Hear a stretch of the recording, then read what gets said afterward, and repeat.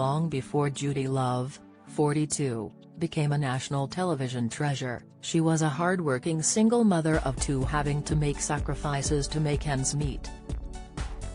She recalled how, much like the tragic story of Awapi Shock, her son became seriously ill while they were staying in social housing.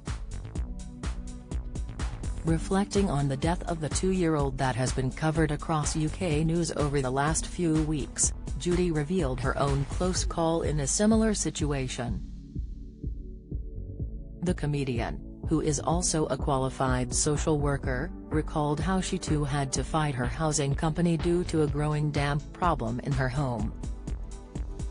In her OK magazine column, Judi shared that Awap's death hit a personal note for her. She wrote, "Awap's death makes me so emotional because it takes me back to a time when I was living in social housing, fighting my housing company due to the damp that was taking over my home. My son ended up in intensive care because of similar breathing complications. No one should be forced to live in such conditions. I feel that both class and race are major factors in why Awap's family were not listened to when they asked for help. I sincerely hope that they are served justice of some kind." Not much is known about Judi's 13-year-old son and 17-year-old daughter, as she has diligently kept them out of the spotlight. She previously shared how her son's history with respiratory illnesses made her even more apprehensive to send him back to school during the pandemic. Speaking on Loose Women last year, she said, "As a mum, I'm a bit nervous. My son has had a history of respiratory illnesses, and I would be projecting so much of my anxiety and nervousness onto the school. Let it be settled for a couple of weeks, and then maybe."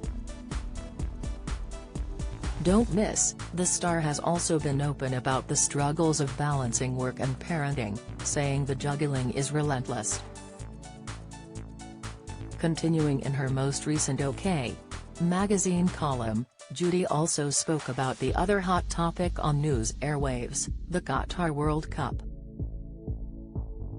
Speaking specifically about Joe Lycett's public ultimatum to David Beckham, she noted she didn't think it was the right approach.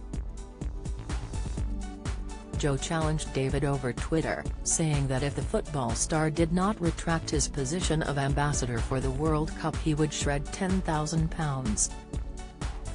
The comedian shared a video of him appearing to shred the cash when he had not heard back from David on Twitter. Judi wrote, "I understand Joe's reasoning, as homosexuality is illegal in Qatar and the country has a poor human rights record. Millions of LGBTQ+ people's lives are at risk if they attend matches or are seen showing affection. It makes me uncomfortable that they can't celebrate the sport they love. It's 2022.